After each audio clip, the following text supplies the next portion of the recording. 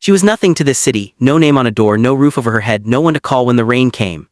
Nana had learned to make herself invisible, to fold her dreams into her chest and breathe quietly so the world wouldn't notice her surviving.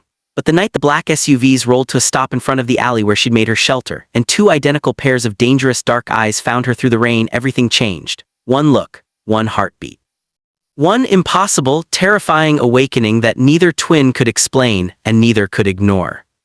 Welcome to Afro-Korean romance, where love has no borders. If you believe in love, please like, share, and subscribe for more Afro-Korean romance stories. Seoul's Gangnam district didn't sleep.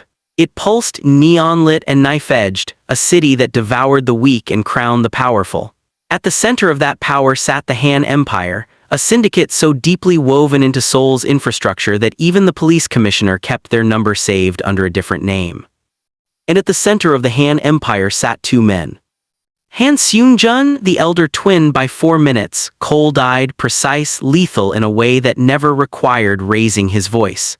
He commanded rooms without entering them fully, as if the air itself stood at attention. Han Seung-ho, the younger, faster, wilder twin whose smile could disarm a man before the knife ever appeared. He laughed easier than his brother, but his loyalty was carved from the same iron. Together they were a storm, separate they were a warning. That night they were driving back from a negotiation that had ended with 3 broken agreements and 1 man with a broken jaw, when their driver took the long route through Itaewon, the Interracial district where the city's underbelly breathed most freely. It was Seung-ho who saw her first. "Stop the car." The driver obeyed without question. Both twins leaned forward simultaneously. In the alley between a shuttered convenience store and a crumbling wall painted with faded street art, a woman sat with her back straight and her chin up, a posture that said, "I have not been defeated," even as the cold October rain soaked her through. She was wrapped in a thin jacket 3 sizes too large, her natural hair covered partially by a plastic bag she'd fashioned into a makeshift hood. At her feet was a duffel bag half open, its contents organized with a neatness that didn't belong to despair. She was stunning. Not in the polished, manufactured way the twins were accustomed to, not the kind of beauty that arrived with stylists and lighting. This was something rawer. Her face was angular and soft at once, full lips pressed into determined composure, dark brown skin glowing even under the flat gray rain.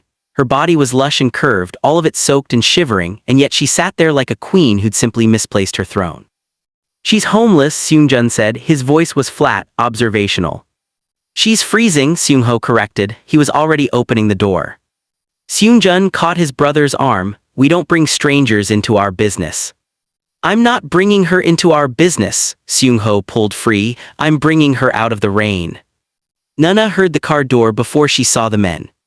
She was already on her feet. 7 months of living rough had sharpened her instincts to a razor's edge. She grabbed her bag and backed against the wall, eyes scanning. 2 men in black suits, rain-damp but not ruined by it because money repelled even weather. Korean.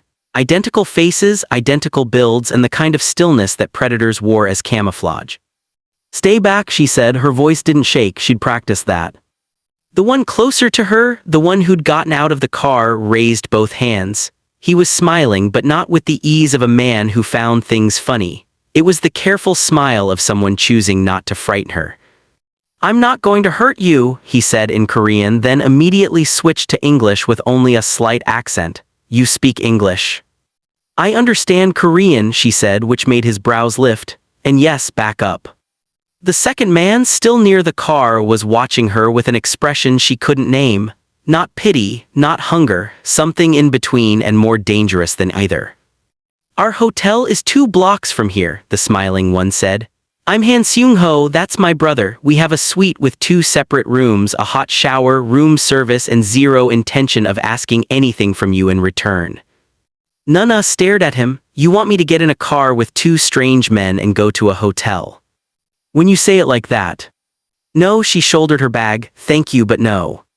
She moved to walk past them. The second man, Seung-jun, stepped into her path, not aggressively, just there, like a wall that had always been there and she simply hadn't noticed. "You're shivering so badly your teeth are knocking together," he said quietly. "You have a fever." She hadn't known that, but his words landed on her body like a key in a lock, and suddenly she felt it, the burning behind her eyes, the way her knees had been soft all evening, the heat rising in her chest that had nothing to do with warmth. Her vision tilted. She didn't fall, she refused to fall. But she swayed, and it was Han Seung-jun's hands, large, steady, unexpectedly careful, that caught her by the shoulders. The moment he touched her, something moved through him that he had no language for. He was not a man who felt things unexpectedly. He had trained that out of himself at 16 when the empire required it. And yet, standing in a Seoul alley in October rain, holding a stranger upright, Han Seung-jun felt something crack open in the center of his chest like ice breaking over deep, dark water. He didn't let go. The hotel was not 2 blocks away. It was the Han Private Residence Tower, a 32-floor building that the brothers owned outright, which Nana only understood when the elevator required a retinal scan and deposited them directly into a penthouse so large she could hear her own footsteps echo. "You said a hotel," she said weakly. "I said our hotel," Seung-ho corrected, already on his phone ordering food. "It's ours, technically accurate." She should have been angrier, the fever was winning. A housekeeper appeared within minutes with dry clothes, women's clothing, sizes that somehow fit her curves perfectly, which she filed away as suspicious and alarming but was too exhausted to interrogate. She was shown to a bathroom that was larger than any apartment she'd rented in her life, and for a long, humiliating moment she stood at the shower's edge and cried silently where no one could see her. She had been a nurse. She had had an apartment, a career, a life in Lagos that she'd traded for a scholarship program in Seoul that turned out to be fraudulent. Her documents had been held by a recruiter who'd vanished. She had reported it. The police had been kind and useless, her embassy had been polite and slow, and in the meantime 7 months had passed. She pressed her forehead to the cool tile wall. "You are still here," she told herself. "That means you are still winning." She showered, she dressed, she emerged. Both brothers were at the long dining table, food spread between them like a feast, Korean barbecue, soup, rice, fruit, things that her body remembered wanting. Seung-jun stood when she entered the room. She noticed because no one had stood for her in a very long time.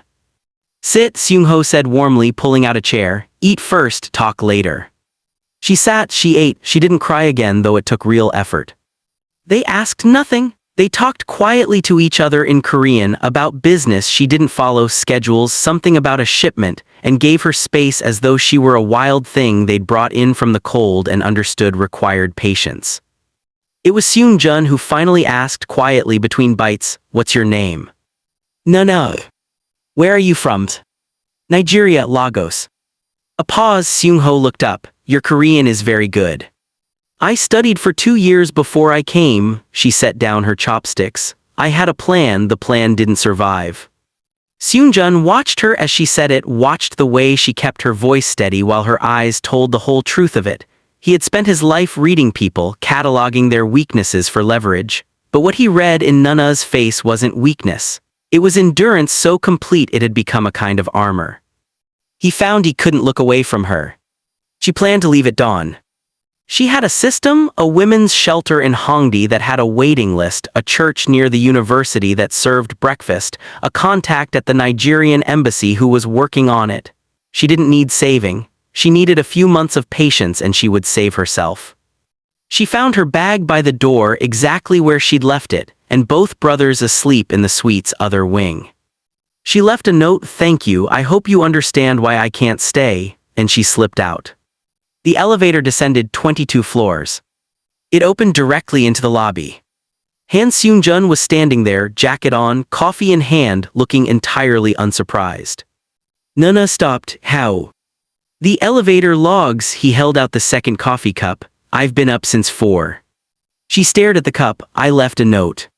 "I read it." He kept the cup extended, patient as stone. "The women's shelter in Hongdae closed 6 weeks ago. I had it checked this morning." The information hit her like a small collapse. She'd been banking on that shelter. She took the coffee. She told herself it meant nothing. "There is a case manager at the embassy," he said, voice neutral, like he was briefing a colleague rather than a homeless woman he'd met in an alley 8 hours ago. "I made a call this morning. Your file has been elevated. Someone will see you by end of week." She stared at him. "You called the Nigerian embassy at 4 in the morning. My contact there is on Seoul time. He owed me." He gestured toward a seating area near the lobby windows where the first thin autumn light was pressing through the glass. "Sit with me, finish your coffee, then I'll have a car take you wherever you want to go." Why are you doing this? He paused. For a man who seemed to have an answer for everything, the pause was noticeable. I don't know yet, he said, and it was the most honest thing she'd ever heard a powerful man admit. She sat down with him. She didn't mean to stay, it accumulated rather than decided. The embassy meeting happened Thursday. Her contact, a man named Park who wore a suit that cost more than most people's rent, processed her case with sudden, inexplicable urgency. A temporary document was issued, a letter acknowledging her nursing credentials. Things that had been in process for 7 months moved in 72 hours. She knew who had moved them, she didn't say it. Seung-ho found her a room, a small apartment above a restaurant in Mapogu, fully paid for 3 months, which he presented to her with the casual delivery of someone sharing weather information. It's not charity, he said before she could protest. Consider it a loan. When you're working again, you can pay it back. We have a book somewhere we can put it in. You're Mafia, she said flatly. She'd figured it out by day 2. Seung-ho's smile widened into something real and delighted. We prefer alternative infrastructure specialists. I prefer accurate language. We're not going to hurt you, none of. You're going to expect something. No. The smile faded into something more serious. We're not. I know that's hard to believe, but my brother would. He stopped, reconsidered whatever he'd been about to say. We don't want anything from you. It was the my brother would that she kept coming back to, alone in the new apartment, sitting on the edge of the small bed with her nursing textbooks, which had appeared in a box by the door, along with a box of Nigerian snacks she hadn't asked for, open in her lap. Han Seung-jun had not come to see the apartment. He had not called. He had sent one message through Seung-ho. The NCLEX Career Equivalency Examination is offered in December. The registration deadline is next Friday. She had stared at that message for a long time. Then she had registered.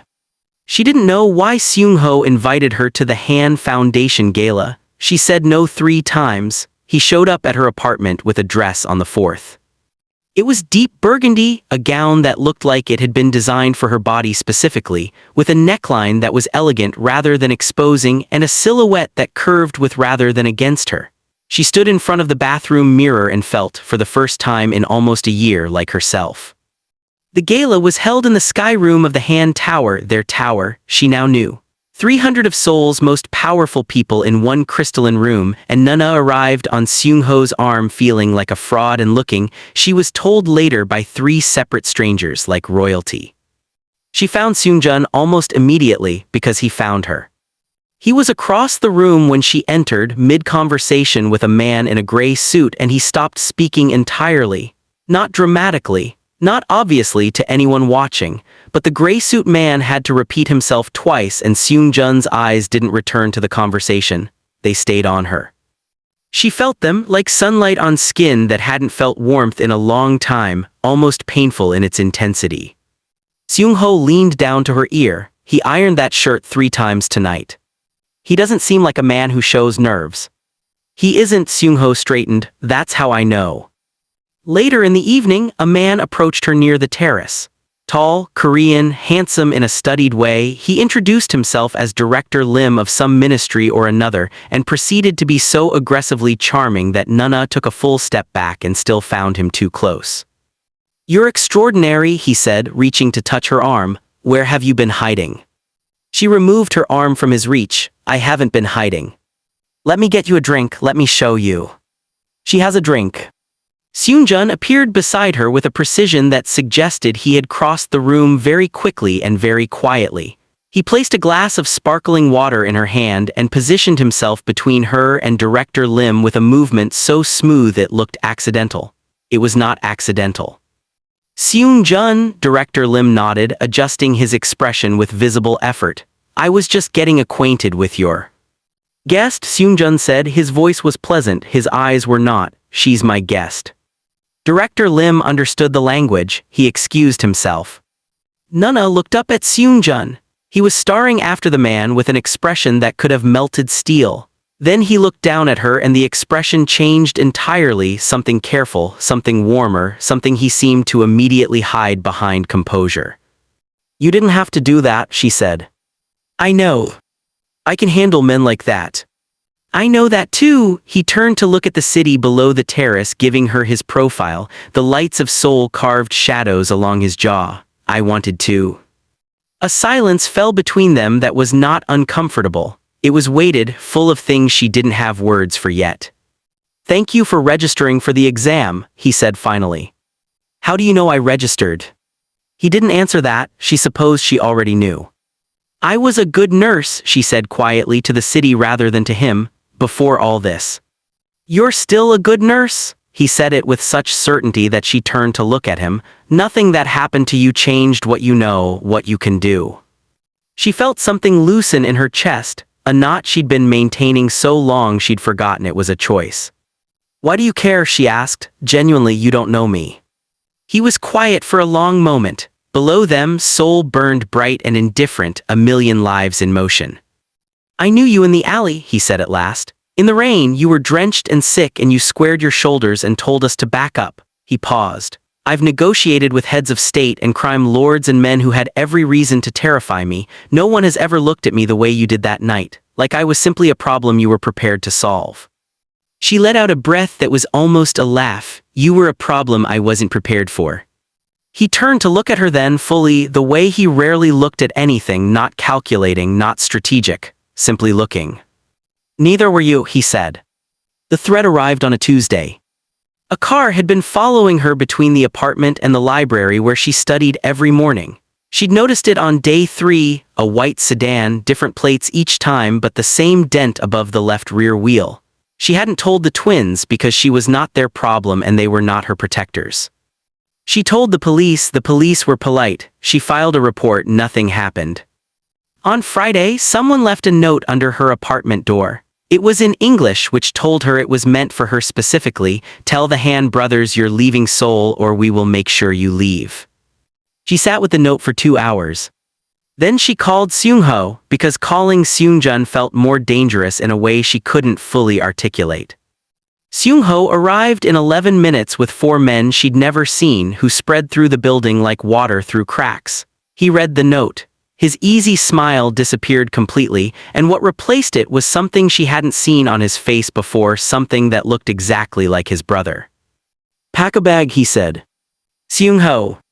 Nuh-uh, his voice was quiet and completely serious. This is our world, this is what happens in it, and it's our responsibility. You got caught in it because of us, please let us fix it. She packed a bag. The penthouse again? Different wing this time, the one closer to the security monitoring room, she noticed, which meant whoever had arranged her room had thought carefully about her proximity to it. Seung-jun was waiting when she arrived. He took one look at her face and said nothing. He simply held out his hand for the note. He read it, something crossed his face that was very cold and very controlled. The plates on the sedan trace back to a shell company connected to Director Lim, Seung-ho reported, appearing from the hallway. He was no longer performing any version of ease. He's been building leverage against us with the Ministry of Trade, having a using you as a rumor, Nana said. She understood it fully suddenly. He's going to say I'm something I'm not, use me to embarrass you. Seung-jun quote's jaw tightened. We'll handle Lim. How? You don't need to know how, he met her eyes. What you need to know is that nothing will happen to you, not while I'm breathing. She should have found that melodramatic. She found it instead like something physical, like standing next to a fire in deep winter. She stepped toward the warmth of it without meaning to. I'm not fragile, she said. I know. He closed the distance between them slightly, not enough to crowd, just enough to let her feel the deliberateness of it. You're the least fragile person I've ever met. This isn't about fragility. What's it about? He held her gaze for a moment that stretched past comfortable into the territory of true things. It's about the fact that if anything happened to you, he said carefully, I wouldn't forgive myself or anyone else. The room was very quiet. Seung-jun. Don't, his voice was low, don't explain it away, don't reduce it, just let it be true. She looked at him for a long time, this man who was feared across Seoul, who had moved governments with a phone call, who had stood in an October alley and caught her like it was the most natural thing in the world. Okay, she said softly, okay. The days inside the penthouse moved differently than days outside it. Nana studied for her nursing exam at the long window table in the morning, Seoul spread below her like a map of everything she was working toward. Seung-ho brought her breakfast at irregular hours with the energy of a man who decided they were friends and wasn't interested in negotiating the terms. He taught her Mafia slang she'd never use, and she corrected his English grammar in exchange, and it was easy, warm, and uncomplicated in the way that good friendships are when they grow from honesty. Seung-jun was different. He moved through the penthouse like weather, sometimes there, unmistakably present, and sometimes gone for hours into his office where she could hear the low, precise cadence of his voice through the door. When he was in the room with her, the air had a different quality. She noticed everything about him with a specificity that alarmed her. The way he turned pages, the slight furrow between his brows when he disagreed with something he was reading, the way he looked up every time she moved as though tracking her had become involuntary. 3 days in, she caught him watching her study. She didn't look up from her textbook. "You're starring." "A beat, I'm thinking." "You think loudly." "People usually say I think silently." "People usually don't notice you thinking about them," she said. She looked up then, and she hadn't planned on the directness of it, on meeting his eyes across the room and holding there. His expression was unguarded in a way she suspected was rare. Something in it pulled at her with an undertow. He crossed the room slowly and stopped across the table. He looked at her textbook, Emergency Trauma Nursing. He looked at her face. "Why nursing?" he asked. "Of everything you could do." "Because I'm good at keeping people alive," she said simply. "People need that, some of us need to do the keeping." "And who keeps you?" She held very still. "I keep myself." He pulled out the chair across from her and sat, folding his hands on the table, not touching her, maintaining the careful distance he always maintained, but closer than he usually positioned himself. Close enough that she could see the faint line of a scar above his left brow. "That's not something anyone should do entirely alone," he said. Says the man who runs a criminal empire with his face as a mask. A corner of his mouth moved. "The empire keeps itself." "Does it?" Something shifted in his expression. "Seung-ho does more than people think," he said, which was an unexpected admission. "I do more than I let people see. We function because we know what each of us carries." He paused. "It occurs to me that you carry everything alone, and you make it look effortless, and no one has ever—" He stopped himself. "What?" she asked softly. He looked at his hands. "No one has ever made me want to carry something for them," he said at last. "Not like this, not because it was owed or strategic, because he exhaled through his nose. "Because the idea of you managing alone when I'm right here is something I find I can't accept." The room was very still. Nana's chest felt full of something warm and terrifying. "You barely know me," she said, but her voice wasn't steady the way she needed it to be. "I know you squared your shoulders in the rain when you were sick and alone and scared. I know you said no to us 3 times because you had standards, not because you'd given up. I know you registered for the hardest nursing exam in Korea because you intend to stay. I know you correct my brother's grammar, and he's never let anyone do that before." He met her eyes. "What would you like to know about me? Ask me anything." She opened her mouth, closed it. "Are you a good man?" she asked finally. He considered it seriously, which she appreciated more than a quick answer would have given her.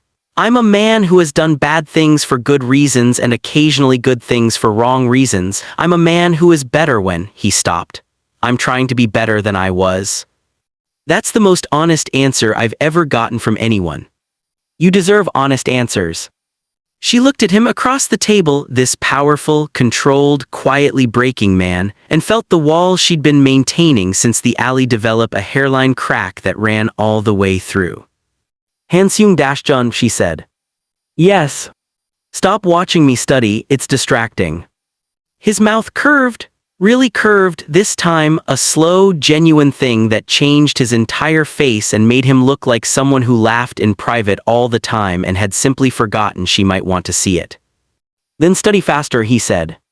The Han brothers moved against Director Lim with the efficiency of men who'd been dismantling obstacles for a long time. Nana was not included in the strategy, but she lived in the penthouse, and penthouse walls were thinner than Seung-jun perhaps intended. She heard pieces. Financial irregularities, a ministry contract that existed in multiple forms, a name, a journalist named Kim Dae-young who was already investigating Lim independently, and simply needed certain documents to arrive at her desk through untraceable channels. By the following Thursday, Director Lim submitted his resignation for personal reasons. The sedan disappeared from Nunna's building. A written apology arrived at the Han Tower, formal, corporate, legally worded, and understood by all parties to mean I understand what you are and I will not make this mistake again. Seung-ho celebrated by ordering an enormous amount of pizza from an Italian restaurant in Itaewon and teaching Nunna how to play a card game she was convinced he was making up the rules for as he went. Seung-jun sat on the sofa with a book that he was not reading and watched them with an expression he probably thought was neutral. "You're smiling," Nunna told him, not looking up from her cards. "I'm reading." "You've been on the same page for 40 minutes. Seung-ho dissolved into laughter. Seung-jun set the book down. "Come play," Seung-ho said. "She's terrible, you'll win easily." "I am not terrible," Nunna said with dignity. "You are a liar and a cheat." Seung-jun crossed the room and sat beside her, not beside Seung-ho, who had the more natural placement for a third player, and Nunna felt the warmth of his nearness like a second heartbeat settling into sync with hers. He looked at her cards, then at her face. Then, very quietly, he rearranged 2 of her cards without asking.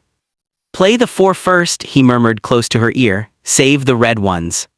She played the 4, she won the next 3 rounds. Seung-ho stared at the results with profound betrayal. "You're supposed to be on my side," he told his brother. "I'm on the winning side," Seung-jun said simply, and when Nunna laughed genuinely fully. Tipping her head back with it, he watched her with an expression Seung-ho clocked from across the table and filed away with a quiet, private satisfaction. It was her own fault, Nunna decided later. She'd gotten comfortable. She'd started treating the penthouse like it was real, like the morning coffee she found ready when she woke, and the study notes Seung-jun left beside her textbooks, precise, detailed, clearly researched, and the way Seung-ho had started referring to her as ours in casual conversation were all things that could continue indefinitely. She'd started to feel not rescued, something more dangerous than rescued. She'd started to feel wanted. And so when she overheard a phone call, Seung-jun's voice, clipped and businesslike, speaking Korean too fast for her to follow every word, but the ones she caught were, "The woman, the situation, handle it cleanly, she can't stay here permanently." She felt it like the floor dropping out beneath her. She packed her bag. She was good at packing quickly. She left a note again, more composed than she felt, thanking them, explaining that the situation was resolved and she had no reason to impose further, wishing them well. She was 6 floors down when the elevator was recalled from above. The doors opened on the 22nd floor and Seung-jun stepped in. He took one look at her bag and her face, and something crossed his expression that she couldn't catalog because she was too busy holding herself together.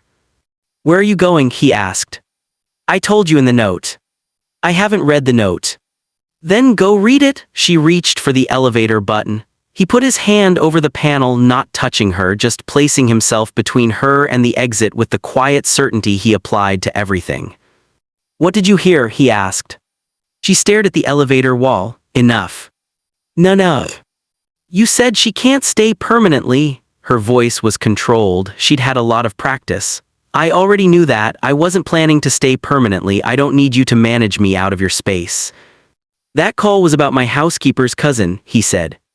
She went very still.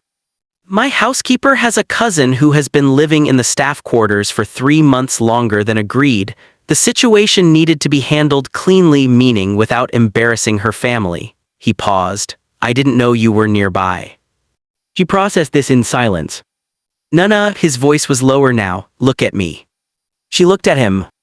"I would not talk about you like a situation to be handled," he said.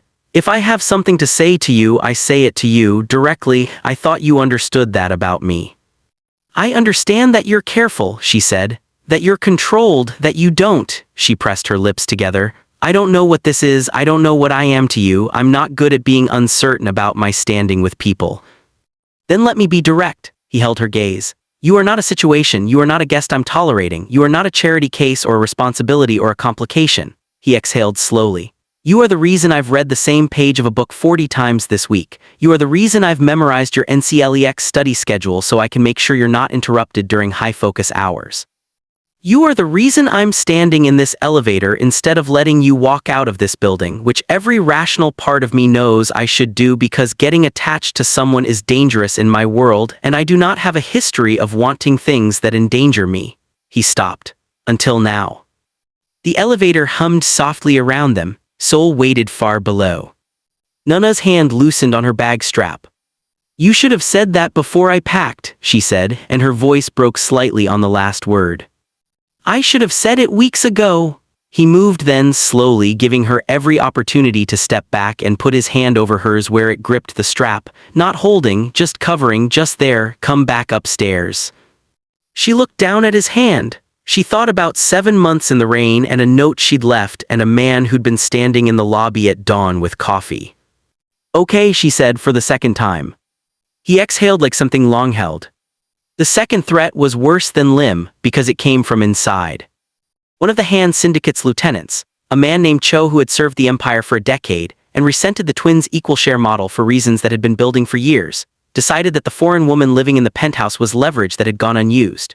He took matters into his own hands on a Wednesday morning when both brothers were in separate meetings and Nana was on her way to the embassy for a final document signing. She was 4 blocks from the tower when the van appeared. She fought. She'd learned in 7 months the specific geography of Seoul's danger zones, and she was loud and she was fast and she managed to break one man's nose and draw enough attention on a busy street that the second man hesitated. But there were 3 of them and the van door closed and she was gone before anyone thought to call. Seung-ho found out first through a street camera feed monitored by their security team. The message reached Seung-jun in the middle of a negotiation he was no longer able to conduct. He stood up, he looked at the men across the table, men who had taken 2 weeks to agree to this meeting, who represented millions in restructured territory agreements, and he said, "We're done." He left. What happened in the following 4 hours became something that moved through Seoul's underground like a current. Han Seung-jun did not make calls, he did not send people. He drove to Cho's known locations himself, with Seung-ho beside him and a silence between them that was total and absolute and had a temperature to it. Nana was found in a warehouse in Gyeongju, unharmed but furious. She had, by the time they arrived, already talked one of the 3 men into a visible crisis of conscience, and was in the process of memorizing the other 2's faces with the deliberate focus of a woman who intended to be a witness.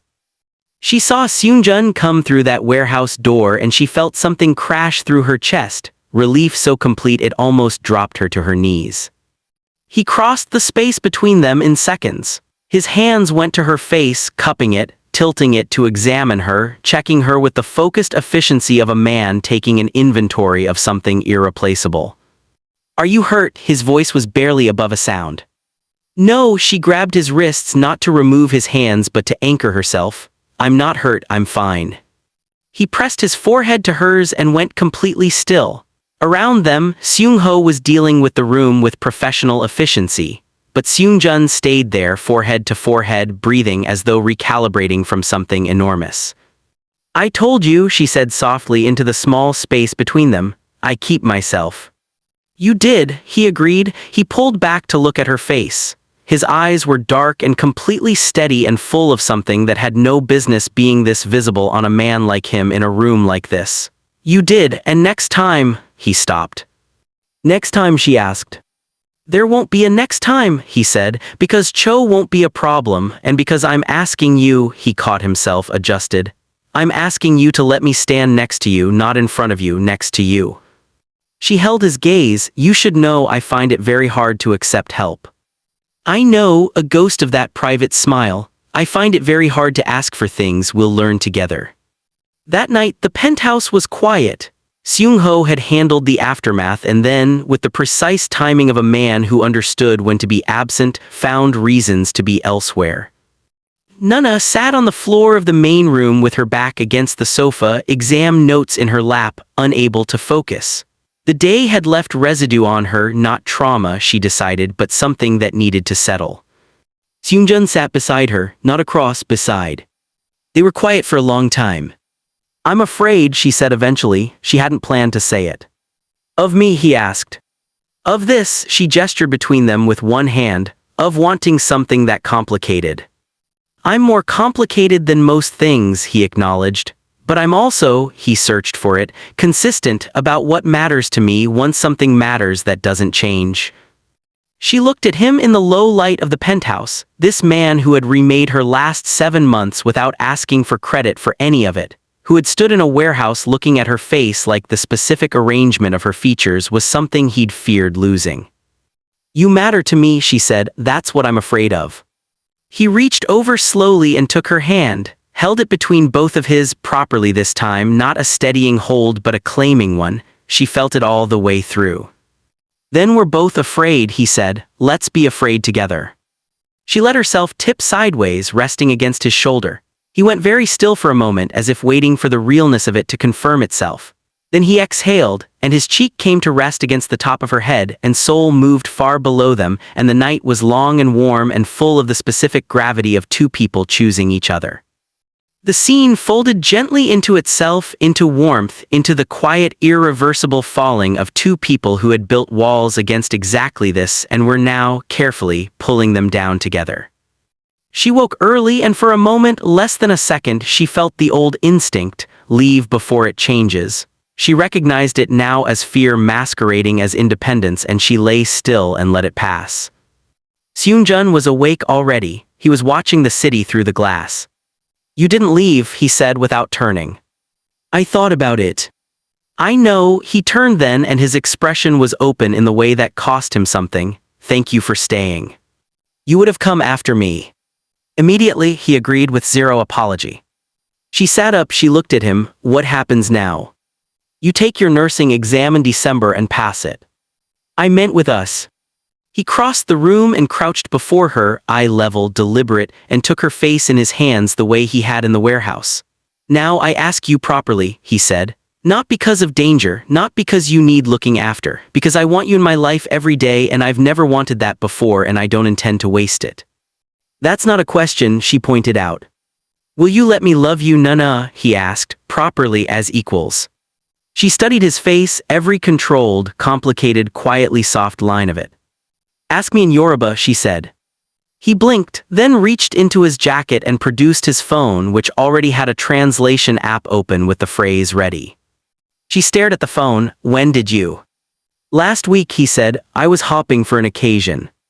She laughed, full and real and unguarded, and when she looked at him again, he was watching that laugh like it was something he intended to collect for the rest of his life. J letter 1EB9 acute chi N F letter 1EB9 acute letter 1ECD, she said softly. Let me love you. He understood the answer. December arrived with cold that bit through Seoul like something with a purpose.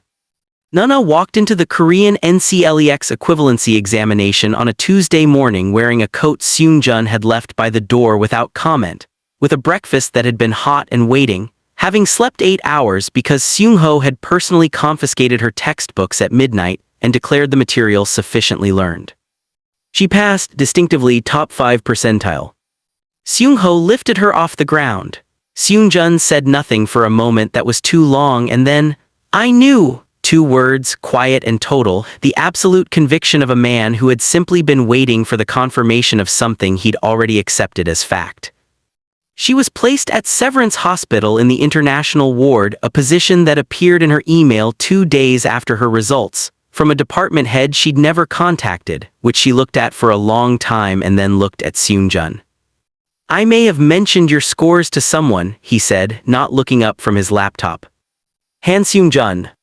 You are extremely qualified, they were extremely interested. I simply introduced the information to the relevant parties. That's still meddling. That's networking, there's a cultural distinction. She stood in front of him until he looked up. He met her eyes and held there, braced and unrepentant. Thank you, she said. He exhaled slowly. Don't thank me, you earned it. Both are true, she said. The syndicate world required introduction, and Seung-jun understood this. He brought her to exactly one formal gathering, not a gala this time but a private dinner with the 3 families who constituted the inner circle of the Han Alliance, and he placed her beside him and did not explain her or excuse her or contextualize her in any way. He simply sat with her at his side and addressed the evening as though this were established. One of the family patriarchs, A man whose son had long been positioned as a potential match for strategic alliance looked at Nana with the specific assessment of a man doing math in his head. Seung-jun said very quietly and without theater, "She is not a negotiating piece, she is not a political question. She is the person I've chosen, and this dinner is the notification." The table was silent. Then the oldest woman present, the grandmother of one of the allied families who had survived 3 political regimes and 2 power transfers, looked at Nana carefully and said in perfectly clear English, "Can you cook?" Nana blinked, "Yes." "Good," the old woman said. "Teach him, he's useless." She pointed at Seung-jun, who accepted this without expression. The table unfroze, dinner continued. Seung-ho across the table was visibly triumphant. Spring came into Seoul like an argument won slowly. Nana had been a nurse at Severance for 4 months. She was good at it. Her colleagues would say later that she worked with the specific focus of someone who understood what it cost to be the person keeping others alive. She was good with the difficult patients, with the families camped in waiting rooms running on terror and coffee, with the long hours that turned night into morning without ceremony. Seung-jun was at the hospital exactly as often as work permitted, which was more than anyone else's definition of permitted. He brought food she didn't ask for and sat in the staff lounge reading while she finished shifts and said, when she pointed out that this was unusual behavior for a man who ran an empire, that the empire could function unsupervised for 90 minutes. It largely did. They had arguments, real ones, because they were both people who had strong positions and the conversational willingness to defend them. She thought he was overprotective. He thought she undervalued her own safety. She thought he didn't talk about his feelings until they became emergencies. He thought she packed her bags too quickly when she was scared. These were not small conflicts, and they didn't pretend otherwise. They learned to fight fair, which was harder and more intimate than fighting to win. Seung-ho mediated when invited, refused to take sides when not, and continued feeding them both the way a man does when he has decided a household is functioning and wishes to support it structurally. On a Thursday evening in late April, Seung-jun took her to the alley in Itaewon. It was different in spring. The convenience store open again, the street art brightened by someone's recent addition of yellow. She stood where she had sat in October rain and felt the distance between that Nana and this one like the distance of a long journey. "Why here?" she asked. "Because it's where I knew," he said. He was standing a step behind her, looking at the same spot. "I didn't admit it for weeks, but standing here when you told us to back up," he paused. "Something woke up, something I'd kept very carefully asleep." She turned to face him. He reached into his jacket and her breath went somewhere it wasn't supposed to go. He held a ring that was not pretentious or strategic or chosen to impress a room. It was simple, precise, elegant, one stone, dark and clear on a band that looked like something permanent. "I told you I find it hard to ask for things," he said, "but I've practiced this." He looked at her with the full weight of everything he was, the power, the history, the control, and beneath all of it, the man who had stood in a lobby at dawn because he could not let her walk away. "Nana, will you stay?" She looked at the ring, she looked at him. "You and Seung-ho," she said carefully, the title of this story suggested. "Seung-ho is very dramatic," Seung-jun said without inflection, "and he writes very bad promotional copy for himself." She burst out laughing, helpless with it, and he was smiling, that full private smile she'd collected over 7 months, and she held out her hand and said, "Yes, Seung-jun, I'll stay." He put the ring on, she felt it settle and it felt like shelter. The wedding was small by Han Empire standards. Seung-ho cried, denied it, blamed Pollen, and was photographed crying by 3 separate people. The grandmother of the allied family sat in the front row in a gold hanbok and nodded at Nana with an expression of formal approval that meant more than a speech would have. Nana wore white and did not shake. Seung-jun wore black and could not look at anything except her. They exchanged vows in Korean and English and a single sentence in Yoruba that Nana had written and Seung-jun had memorized with the same precision he'd applied to everything that mattered. When he spoke it, she pressed her fingers to her lips and held herself together by very little. 6 months after the wedding, on a Sunday morning that smelled like the first cold hint of autumn, Nana set a small item on the kitchen counter beside his coffee cup and waited. He came in, he saw it, he went very still. He looked up at her. She was watching him with the same expression she'd worn in that alley, chin up, composed. a woman who had survived everything and was now, for the first time, wholly unafraid of what came next. Seung-jun, she said softly. He crossed the kitchen in 3 steps and held her face in his hands the way he always had, like checking for something irreplaceable, and then he pressed his forehead to hers and closed his eyes and breathed. Below them, Seoul moved on, indifferent and eternal. And in a penthouse kitchen in the Han Tower, a man who had kept everything very carefully asleep felt the last of it wake fully, finally, and reach for the light. This has been an Afro-Korean romance story. If love moved through you today, like, share, and subscribe. There are more stories waiting where love knows no borders.